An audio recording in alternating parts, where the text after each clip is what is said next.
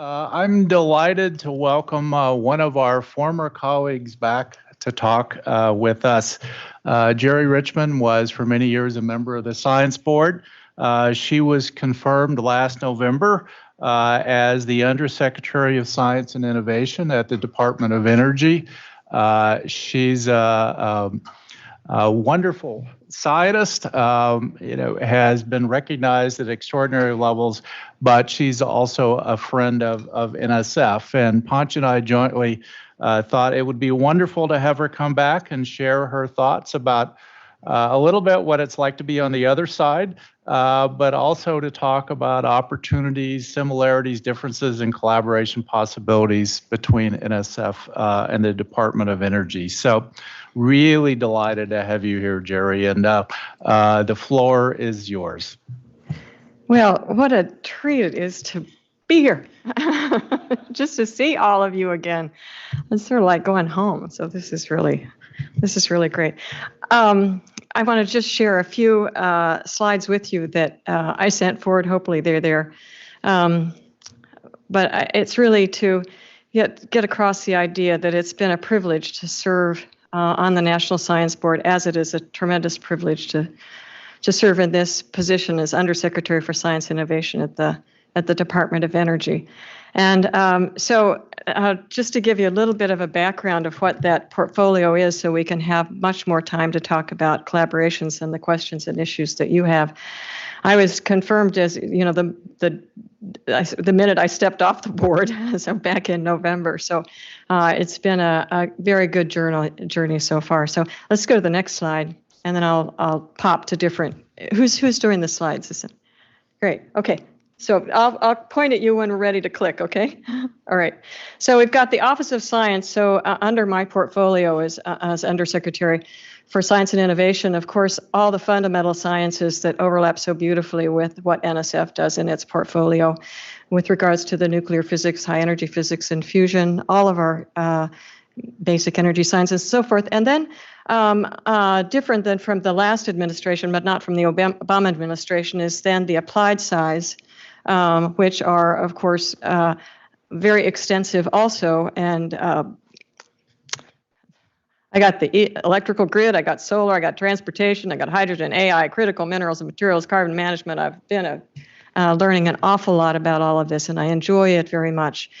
And the reason that the day that I came in, it was my mission to connect these a lot tighter than they had ever been before, because in the past, they've really been siloed, not only within the Office of Science, but also in the applied areas, not really staying in their swim lanes, and not so much connection between the Office of Science. And so what I've been working on is really to connect all of these programs in our fundamental science area to whether it be the biological or the physics or also the other areas, AI, advanced computing, basic science, basic energy sciences, to connect them all. And that has really been fun to be able to work with the program officers in the basic sciences with the applied sciences, and also to find out where there are redundancies so that we can eliminate redundancies and actually enhance things to make it go better. So we have a lot going on right now. And in particular, I want to point out that I work with two other women undersecretaries, Jill Ruby, who oversees the security side, and that's off to in the hallway I'm at, that's off to my left, and Jill takes in charge of all of the NSA labs, all the security issues. She's a nuclear engineer herself, so she does there's a lot of hot stuff going on these days in politics that's in her realm. And then the other side, beyond the applied energy side, is the deployment, the $61 billion that's now in the infrastructure bill, and Kathleen Hogan is in charge of that. So what's really been central to all of this and distinguishes it from NSF, as many of you know, are the 17 DOE national laboratories, which are just engines for innovation. 14 of those are under my umbrella, and 3 of those are the national laboratories, which Jill oversees. And but there's funding from the basic sciences as well as the applied sciences. Do I hear an echo? Yeah. Are we okay? Are we okay now? Yeah, okay. Oh, no.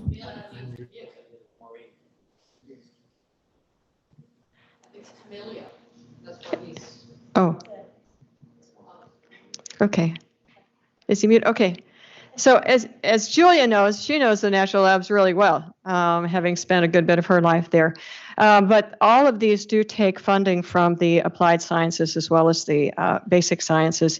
And of course, then we have all the universities around the country that we support too, and the centers that we support. But these are, it's been such a pleasure to get to know the leadership of these national laboratories, and especially the research officers who I want to talk to you about more in terms of collaborations. But they have a history of working in a lot of different areas, and these are, so we have 28 user facilities also. We're good at building facilities on time, on budget, and operating them, whether they be the light sources or the neutron sources or the nanoscience centers. The ORNL just put for its first exascale computer up, and Lawrence Livermore will be the second one to go up.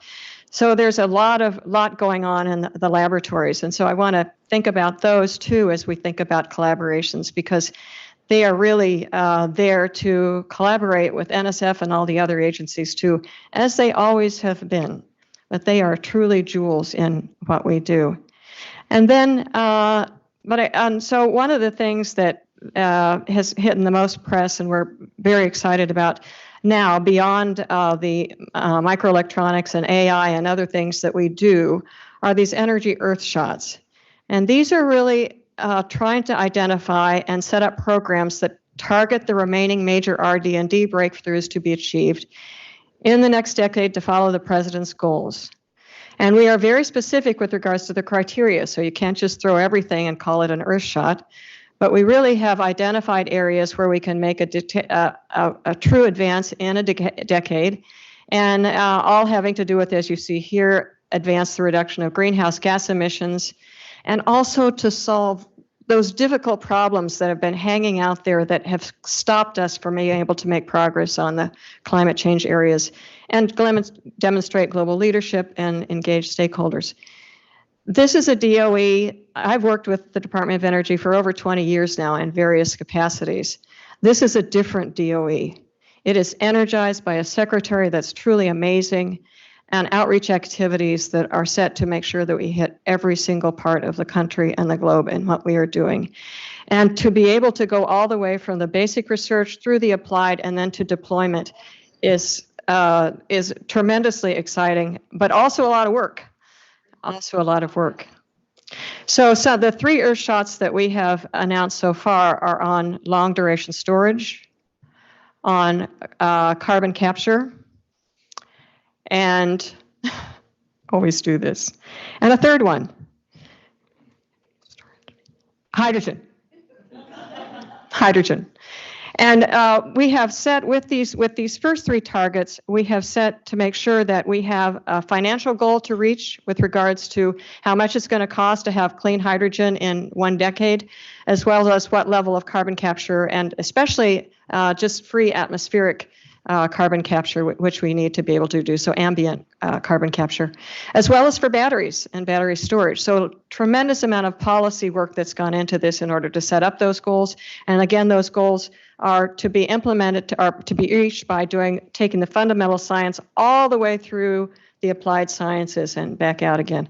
The next 2, which we probably will be announcing in the near future, one of those will be basically thermal, so it'll be underground thermal heat to come from all the different areas of the country that we can get energy through thermal sources. And another one will be offshore wind. So those are 2 that you'll likely hear about in the near future, and very excited about that. But you know, what's really important in all of this as we look forward, because if we are really going to save the planet, we all have to work together, and that's all the agencies work together that are committed to this. It really is an all hands on deck, and that's why collaborations are so incredibly important in this and everything else that we do,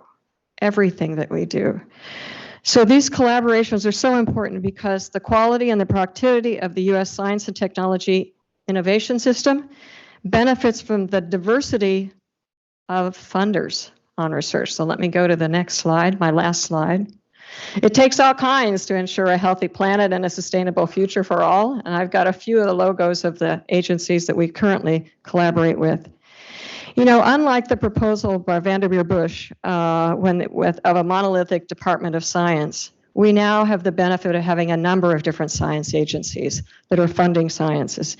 And in fact, the difference in these research portfolios in different agencies and departments exist in budget size, research domains, connections to government missions, approach to funding and proposal selection, scope of research across technology readiness levels, degree of interdisciplinarity, and the nature of the managed infrastructure, and on and on. We are so lucky to have these number of agencies working that have different missions, but also are willing to work together. And these differences make this whole enterprise that we're all devoted to so much richer and more likely to succeed. These are challenging times for all of us, for our nation, and for the globe in so many different areas. But it's important then to recognize that the success will come in getting past these challenges in the type of innovative enterprise that we have in this nation and a model for what is around the world. So with that, I open it up for any kind of questions you might have that I might be able to answer. Thank you so much for coming and for offering those comments. I absolutely agree. We can do so much more together than we can separately. So let me ask if there are questions. Heather. Jerry, it's good to see you. I wonder if you might talk a little bit about the CHIPS Plus Science Act and whether you think there's opportunity for the Department of Energy and the NSF to work together to expand the pathway, particularly for talent, to get to the national labs, because it's one of the things that we're hearing is absolutely vital. This is really a perfect question to start out with, Heather, because it is incredibly important that we work together on this. You know, the Department of Energy has been working on microelectronics for including prototyping and development with chips for decades now. And so we have the facilities that are all set up, operating with lots of different companies around the country. And I can say that NIST also does translational research in this area too. So I think it's critically important that we all work together. I think we'll have different models that we'll operate from, because certainly the national labs and their outreach to different states and communities will be important. But NSF is a lot more centered on smaller institutes and universities, and I don't have your full plan in front of me, but I think in that respect we come together with the same goals in mind, but distinct missions of how we're going to do that. Critically important is the workforce. COVID has really had an impact on our workforce. I'm sure at other institutions too, certainly at our national laboratories, retention of our really talented people concerns us, and bringing in new people concerns us too. And it's been such a pleasure to serve on this board with the Missing Millions and the community college efforts, that every time there's a meeting on DOE where we're talking about workforce, I'm saying community colleges in particular, and follow the model that NSF has done. So I think what's critically important, Vic just mentioned this on the way in too, especially for our national laboratories. I would like to spend a few minutes later talking about security issues, particularly as TIP is set up, because we have such extensive experience there. But having new people come in that might be able to have some training on the security side so they can go directly into working into our national laboratories is critically important and valued. We want to make sure that everyone doing science, that the people doing science are from every demographic and institution and organization, that you all do too. We pride ourselves on wanting to reach out just like NSF does. We have the same mission. So any way that we can work together on workforce issues would be so welcome. Other questions? Suresh. Nice to see you. Jerry, also DOE oversees a lot of manufacturing institutes. Also, one of them is the cyber manufacturing and everything, and also the supply chain issues. Is there any way NSF and DOE can work on that also? Well, that's a great question too, Suresh. And actually, the broader issues of collaborations in general, let me just say that I've been working for me, I love the national lab directors, but and I also really enjoy working with the CROs, the research officers that are in each lab of the 17 labs. And I've been talking to them about mechanisms by which we could facilitate collaborations with NSF on topics like this, like manufacturing and so forth. And so what I would like to propose, after talking to them, and they're very enthusiastic about doing this, is setting up a series of workshops, topical workshops, which bring together appropriate NSF people and appropriate DOE people to really talk about what a collaboration would look like and start to plan out, mapping out how to, we still have our own missions, and we can start to identify common themes, and so that we're not on top of each other, but we're actually working together collaboratively as go forward. So it makes it a lot better. Because I worry a lot about the fact that if we don't stay in contact, we're going to have a lot of duplicity that's going to be to tremendous waste. So anyway, they're very excited about this. I'm very excited about this, whether it be in manufacturing, certainly AI. Now, quantum is doing a really good job, I think, across NSF and DOE right now. And we can throw NIST in there too, right? Because they're really good at this too. But anyway, AI, I think about these energy issues for the Earth shots. This is really important, including the geosciences, because if we're going to do, there's just a lot having to do with critical minerals, supply chain issues with critical minerals, which is a big deal too. We'd like to be able to, both sides have just tremendous amount going on there. I also wrote down microelectronics we just talked about, because I think there's just a lot of richness there. Security issues, we have a tremendous amount of experience in the labs on security issues, especially as I think of NSF moving into a realm where you have to worry about security even more. And what does it mean to publish? What is open publication? Who can come into your laboratories and work if you're working on something that's really goes into the security area or the competition area with other countries? And we worked really hard on how to do that. So being able to help train folks, we'd be happy to help train folks on how we operate on security issues. So I could imagine this would be a great way for us to also work forward together, especially in the applied areas, and then workforce issues. Those are just the few that I listed. But our research officers from the labs, I just talked to them again this morning, and they really want to see us all move forward together on this in a collaborative mode like scientists do. And so they're really excited about being able to do something like these kind of mini workshops to get us started to think about how we move forward, and then figure out a plan that they can report back to me and Asmaret, who's the director of the Office of Science, and Ponch, and so we can all work together in a way that is as much bottom up and not so much top down.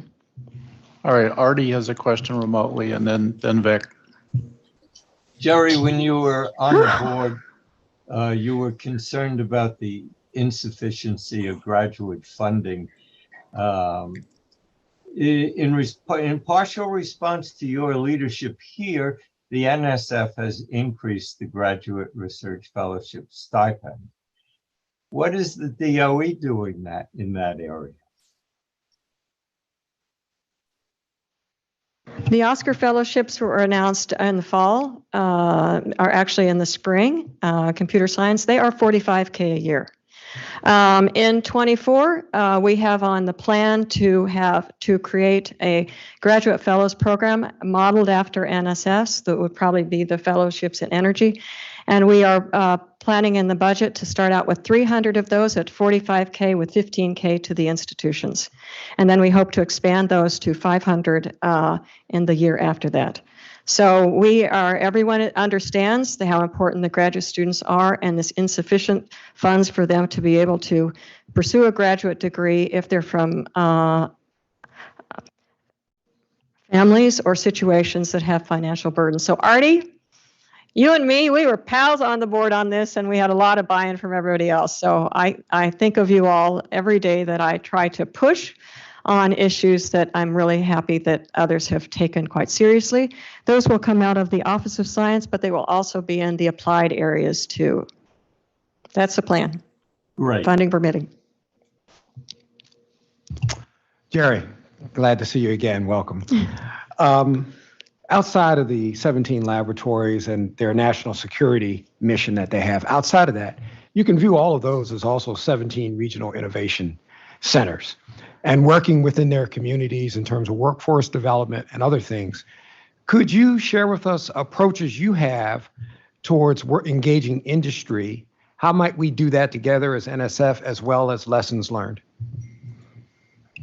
Yeah, we have a history of working with industry. I can think of Lawrence Berkeley National Laboratory where companies have come in to use the advanced light source in order to characterize. I don't call them microelectronics. I call them nanoelectronics.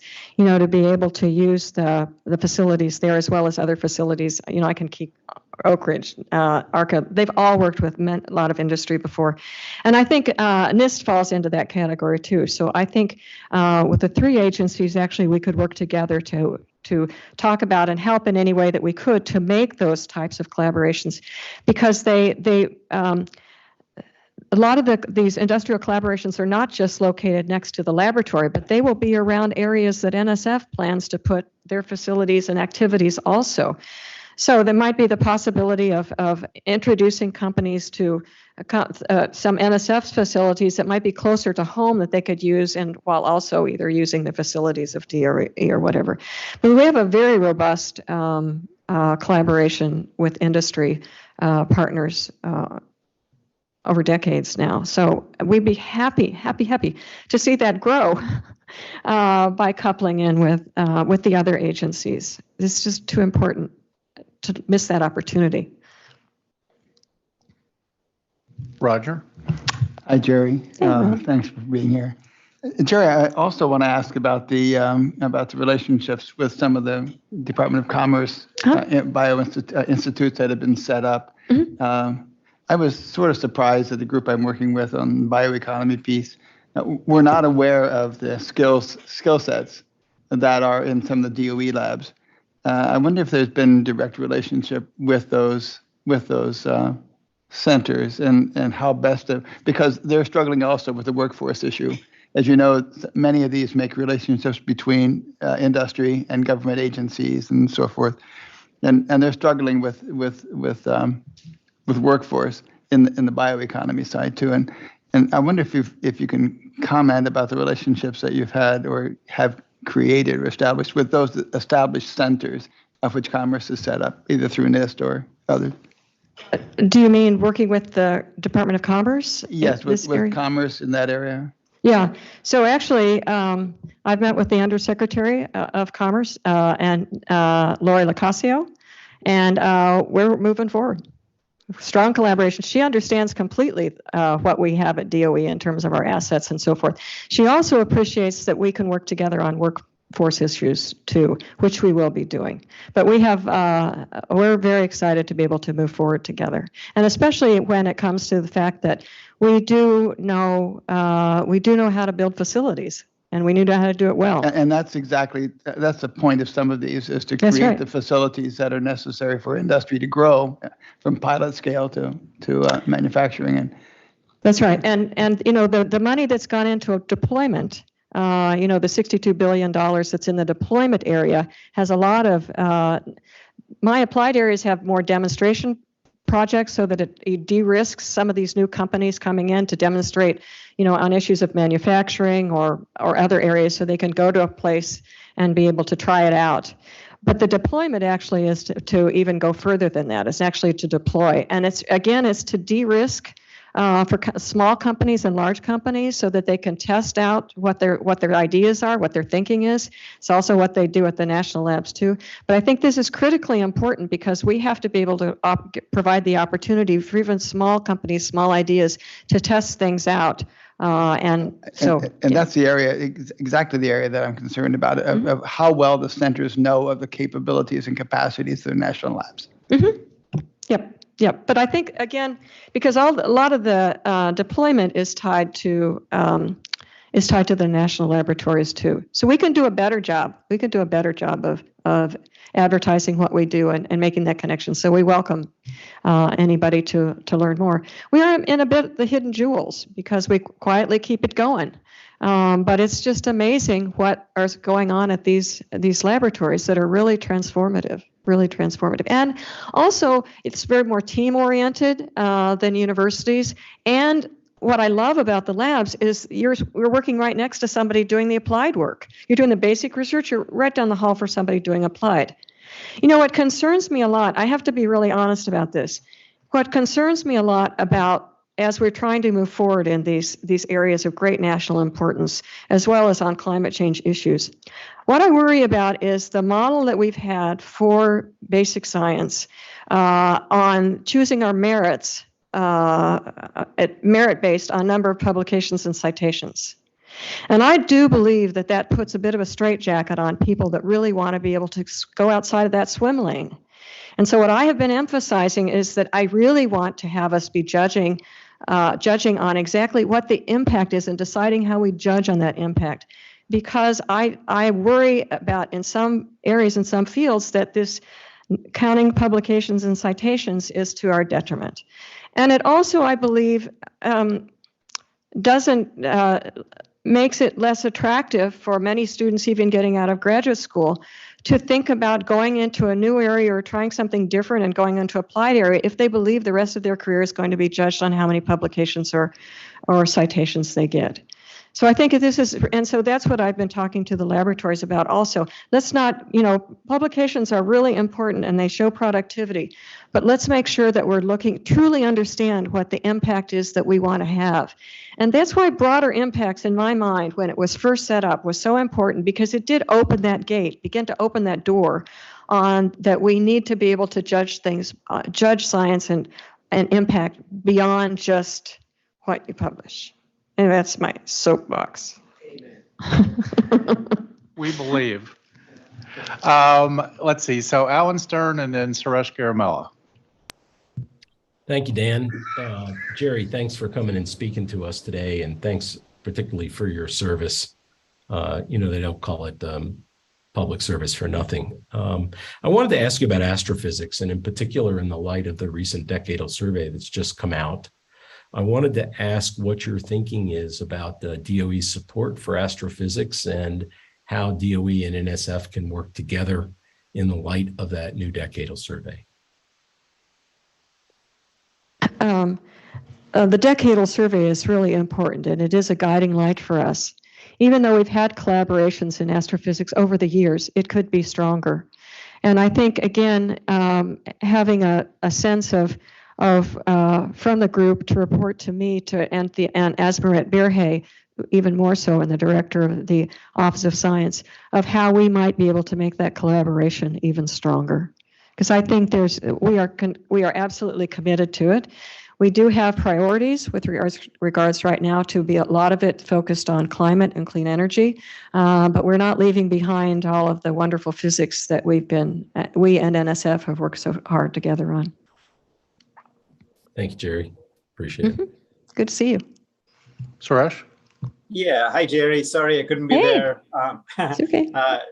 I'm on the West Coast, but thanks again for all you're doing. I serve, you talked about the CROs at the national labs, and I serve on one of the advisory boards for a national security lab.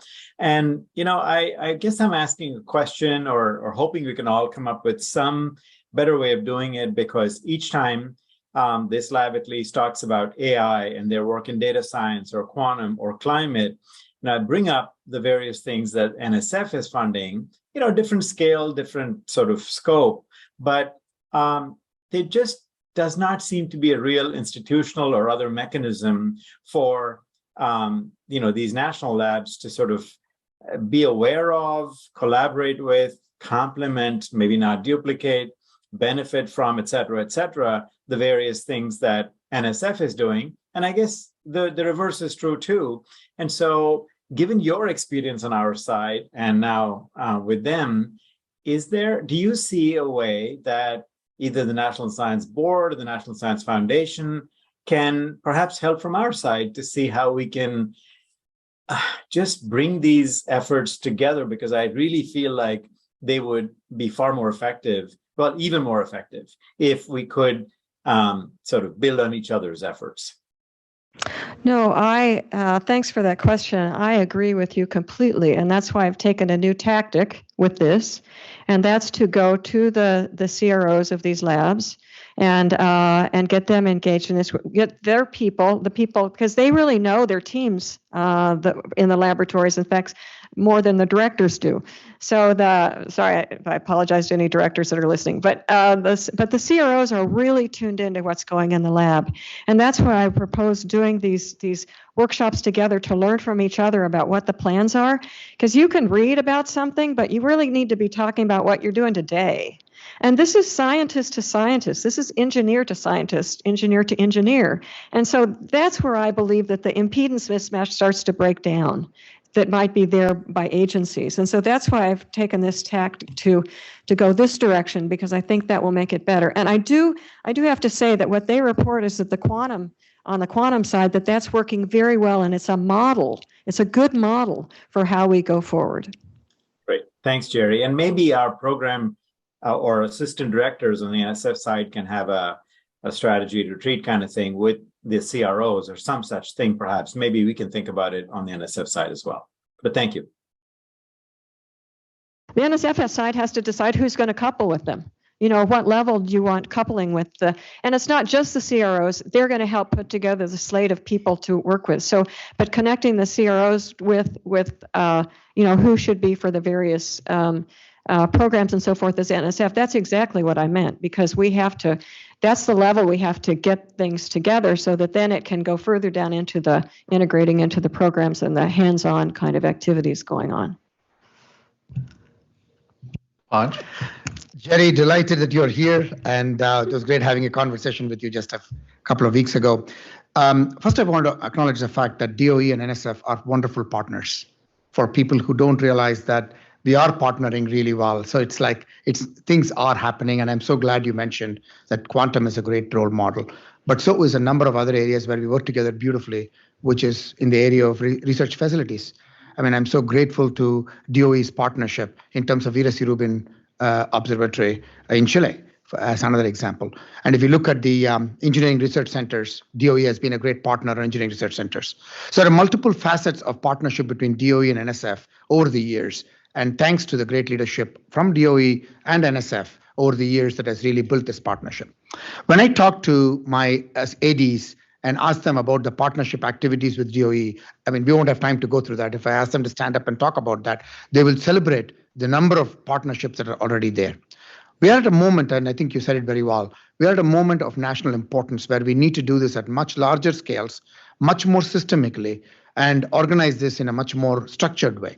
So to that end, I like the idea of the workshops. I think we should bring them together and see how we can do even more than where we are right now. Because if you look at climate, if you look at renewable energy, if you look at clean energy technology, if you look at multiple facets of what we do, there's a lot of strong partnerships, and competition would be another one that I think we can celebrate, because Dario will tell you that when we put the COVID thing together, the computing reserve together, it was a fantastic example of a partnership between DOE and NSF.